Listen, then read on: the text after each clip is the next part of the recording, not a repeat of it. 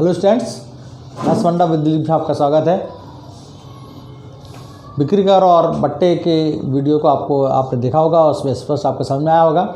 आज हम इस ब्याज की जो राशि है उसके संबंध में आपको स्पष्ट करेंगे। राशियों की तुलना में जो हम ब्याज और साधारण ब्याज जिसको हम कहते हैं वो है, और एक चक्रवृद्धि ब्याज है।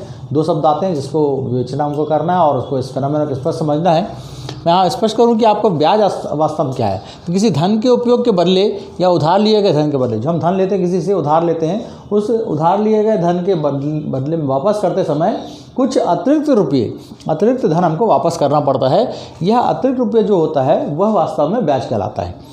आपने किसी से कुछ रुपये उधार लिए, 10,000 रुपये, 20,000 रुपये, 1,00,000 रुपये, और जब उसको 1 साल बाद, 2 साल बाद, 6 महीने बाद, 3 साल बाद जब वापस करते हैं तो आपको वही राशि नहीं देनी पड़ती, उसके बदले में कुछ और अतिरिक्त राशि प्रदान करनी पड़ती है जिससे आपने उधार लिया उससे।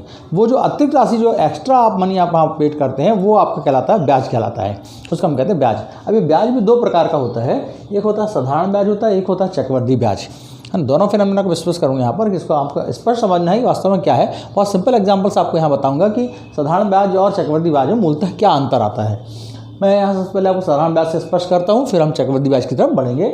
एक उदाहरण लिया है कि 10,000 रुपये का 10% वार्षिक ब्याज की दर से 3 वर्ष का साधारण ब्याज ज्ञात करना है। यहाँ स्पष्ट साधारण ब्याज ज्ञात करना है। दोनों फिनोमेना में हमको ये ध्यान रखना है कि शब्द साधारण ब्याज और चक्रवृद्धि ब्याज ही उपयोग किया जाएगा, ब्याज उपयोग नहीं किया जाएगा, क्योंकि यदि ब्याज बोलते हैं तो वो एक कॉमन फिनोमेना हो जाएगा। लेकिन जब आपको स्पेसिफाई करना है तो साधारण ब्याज जिसको हम सिंपल इंटरेस्ट कहते हैं, चक्रवृद्धि ब्याज जिसको हम कंपाउंड इंटरेस्ट कहते हैं, ये हमको बोलना जरूरी होता है। क्लासिक स्ट्रीम देखिए, आप एक सूत्र आपको मालूम है जो आप पहले से पढ़ते चले आए, साधारण ब्याज बराबर मूलधन गुणित दर गुणित समय बटे 100 होता है। ये एक सिंपल यहाँ पर है। और साधारण ब्याज मैं निकाल रहा हूँ। मैं यहाँ पर 3 वर्ष का साधारण ब्याज है, इसको यहाँ 3 बार निकाल के दिखाऊंगा आपको।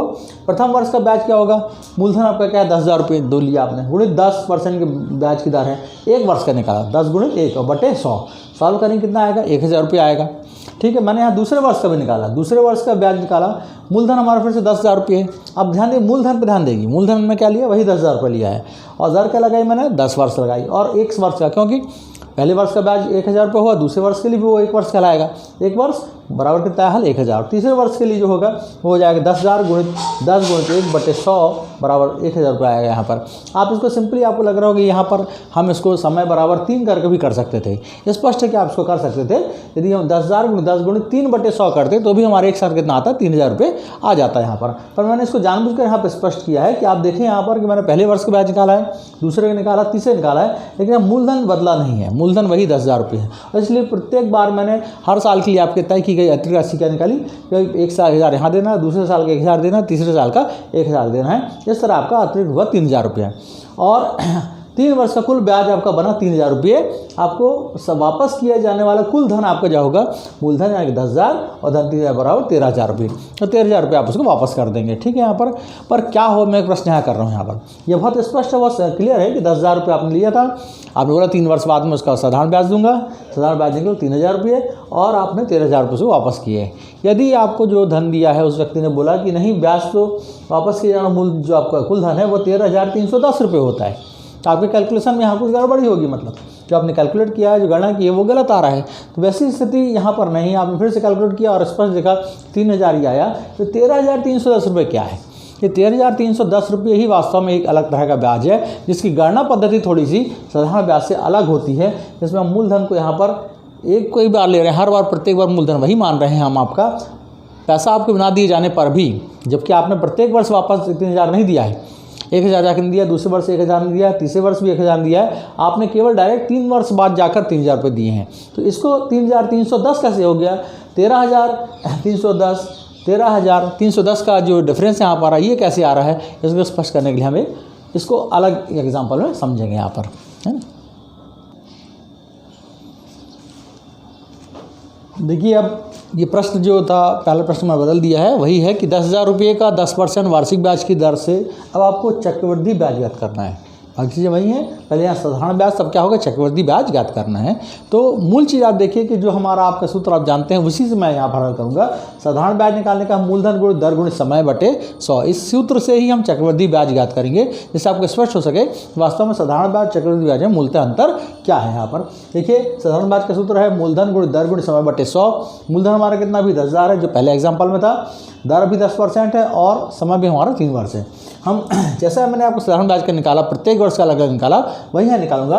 पहले वर्ष का ब्याज हमारा क्या निकलेगा, मूलधन यानी 10,000 गुणित 10 और गुणित 1 और बटे 100 बराबर कितना आएगा, 1,000 रुपये आएगा। अब दूसरे वर्ष का मैं ब्याज निकाल जाऊंगा, तब यहाँ एक आप अंतर देख रहे होंगे। यहाँ क्या अंतर आ रहा है कि मैंने मूलधन क्या लिखा, 10,000 और धन 1,000।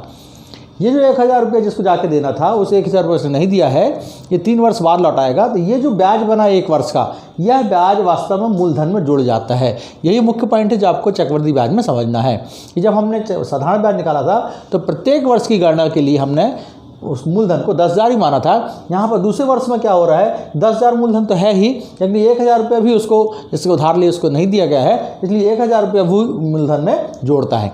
और 10,000 धन 1,000 इस रुपये का आपका ब्याज निकालता हूँ, किसके लिए, दूसरे वर्ष के लिए। दूसरे वर्ष की ब्याज की गणना होगी 10,000 धन 1,000 गुणित 10 और गुणित 1 वर्ष बटे 100, तो ये आपका 1,100 रुपये आएगा। कितना आएगा, ये 1,100 रुपये आएगा। अब इसी को आप देखिए यहाँ पर तीसरे वर्ष के जब हम ब्याज निकालते हैं, या चक्रवृद्धि ब्याज नहीं बोल के केवल ब्याज बोल रहा हूँ यहाँ पर, आपको स्पष्ट हो। ब्याज की गणना का जो हमारा जो चीज़ है, जो साधारण स्पष्ट करने का, वो पॉइंट आपका समझना है कि अब तीसरे वर्ष के ब्याज निकाल रहा हूँ तो मैं 10,000 लिया, जो पहले वर्ष का था मूलधन आपने लिया था। दूसरे पहले वर्ष का ब्याज 1,000 रुपये, वो भी मैंने लिया। और दूसरे वर्ष का 1,100 रुपये था, वो 1,100 रुपये भी मैंने लिया, और तीनों को मैंने मूलधन माना यहाँ पर। तो 10,000 रुपये धन 1,000 रुपये और धन 1,100 रुपये, ये जो पूरा जोड़कर एक मूलधन बनेगा, इसमें गुणित 10 गुणित 1 बटे 100 करूँगा, तो ये 1,210 रुपये आएगा। ये आपको मूलतः समझना है कि जो हमारा इस ब्याज ज्ञात करने का सूत्र है, वही हमारा काम आता है दोनों तरह की पद्धति में, लेकिन ब्याज की गणना करने के तरीका बदल जाता है। साधारण ब्याज करते हैं हम मूलधन को वही लेते हैं, लेकिन जब हम चक्रवृद्धि ब्याज ज्ञात करते हैं तो मूलधन और 1 वर्ष में जितना ब्याज बनता है उसको हम जोड़कर दूसरे वर्ष का मूलधन मानते हैं, और दूसरे वर्ष में जो राशि बन जाती है तो तीसरे वर्ष के लिए हम मूलधन और पहले वर्ष का ब्याज और दूसरे वर्ष का ब्याज, उनको जोड़कर तीसरे वर्ष का हम ब्याज निकालते हैं। मतलब जिस वर्ष का आप ब्याज निकालना है तो आपको मूलधन और उसके पहले के सारे वर्षों का, यदि आप 7 वर्ष का ब्याज निकाल रहे हैं तो आपको क्या करना पड़ेगा, मूलधन और 6 वर्षों के जो कुल ब्याज हैं उसको जोड़ना पड़ेगा, और इस तरह आप 7वें वर्ष का ब्याज निकालेंगे, और 7वें वर्ष का ब्याज जो होगा वो आपका चक्रवृद्धि ब्याज कहलाएगा। तो ये आपने गणना की यहाँ पर स्पष्ट है कि 3 वर्ष के बाद कुल अतिरिक्त धन कितना देना पड़ेगा, 1,000 रुपये, धन 1,100 रुपये, धन 1,210 या 3,310 आया। जो प्रश्न यहाँ पर किया था कि 3,000 की जगह 3,310 रुपये क्यों हो रहा है, उसी कारण हो रहा है कि पहले वर्ष 1,000 है, दूसरे वर्ष का ब्याज 1,100 रुपये माना जा रहा है, और तीसरे वर्ष का 1,210 हो गया है, और कुल मिलाकर 3,310 रुपये हो रहा है। इस तरह हमारा वापस किया जाना कुल धन कितना हो जा रहा है, 10,000 तो देना ही है जो मूलधन लिया आपने, 3,310 मतलब 13,310 रुपये हो जाता है। ये डिफरेंस जो 310 रुपये का आ रहा था वो इसी कारण आ रहा था, क्योंकि यहाँ पर जो हम गणना कर रहे हैं तब प्रत्येक वर्ष हमने मूलधन को बदलते चल जा रहे हैं। ये पॉइंट आपको समझना है कि जब साधारण ब्याज ज्ञात करते हैं, कितने वर्ष का हम ज्ञात करें, उस स्थिति में हम मूलधन को नहीं बदलते हैं और प्रत्येक वर्ष का अलग अलग ज्ञात कर सकते हैं। चाहे तो हम यहाँ पर समय की गणना में एक साथ कर सकते हैं। तो ये जो फार्मूला होता है मूलधन दर गुणित समय बटे 100, ये आपका क्या काम आता है, एक साथ 3-4 वर्षों के लिए काम आ सकता है, या 1 वर्ष का भी आप अलग निकाल सकते हैं। लेकिन यही पद्धति यदि अपन देखेंगे तो चूंकि यहाँ पर क्या हो रहा है, मूलधन बदल रहा है, इसलिए आप इसको यहाँ पर इस सूत्र का उपयोग नहीं कर सकते। यदि आपको इस सूत्र का उपयोग करना है तो आपको प्रत्येक वर्ष का चक्रवृद्धि ब्याज करते समय प्रत्येक वर्ष का अलग अलग निकालना पड़ेगा।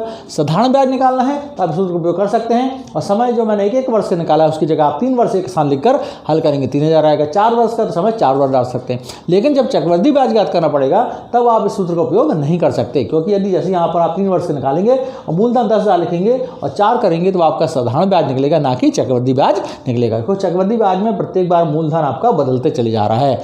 या तो आप उसको अलग अलग वर्षों का निकालिए, या फिर उसके लिए कोई अन्य सूत्र होना चाहिए। तो उस अन्य सूत्र को मैं अगले वीडियो में आपको बताऊंगा। यहाँ मैंने स्पष्ट कर दिया कि आपको एक पॉइंट ध्यान रखना है, साधारण ब्याज में प्रत्येक वर्ष मूलधन समान रहता है। साधारण ब्याज प्रत्येक वर्ष मूलधन समान रहता है, और चक्रवृद्धि ब्याज में यह बदलता रहता है, पर चक्रवृद्धि ब्याज में आपके हर साल ये बदलता रहेगा और इसके कारण आपकी जो ब्याज की गणना होती है वो अतिरिक्त हो जाती है। चक्रवृद्धि ब्याज आपका किसी राशि पर हमेशा समान वर्षों के लिए ज़्यादा होगा, साधारण ब्याज क्या होगा, कम होगा। इसलिए ये प्रश्न आते हैं समय साधारण ब्याज और चक्रवृद्धि ब्याज का अंतर कितना है इसको ज्ञात कीजिए। आपको दोनों ज्ञात करना पड़ता है, साधारण ब्याज और चक्रवृद्धि ब्याज। आशा है कि आपको स्पष्ट समझ में आया होगा कि वास्तव में ब्याज के जो दो प्रकार हैं, साधारण ब्याज और चक्रवृद्धि ब्याज, वो किस तरह से काम करते हैं और उसमें भूमिका किसकी है, मूलधन की है और गणना करने की पद्धति की है कि आपका मूलधन प्रत्येक वर्ष के लिए बदलते चले जाएंगे तो आपका क्या हो जाएगा, वहाँ पर चक्रवृद्धि ब्याज निकलेगा। यदि आप मूलधन नहीं बदलेंगे तो आपको वो साधारण ब्याज निकलेगा। पर इसे हल करने के लिए जैसा कि यहाँ पर हमारे पास सूत्र है मूलधन को दर गुणा समय बटे 100 साधारण ब्याज के लिए, ऐसा ही चक्रवृद्धि ब्याज के लिए सूत्र है, जिसे मैं आपको अगले वीडियो में बताऊंगा। आप सारे वीडियोज़ को देखिए, क्रम से देखिए, वीडियोज़ लाइक करिए, सब्सक्राइब करिए चैनल को और कमेंट बॉक्स में लिखिए कि आपको क्या इसमें और पसंद है, क्या आप जानना चाहते हैं और दोस्तों को शेयर करिए। थैंक्स।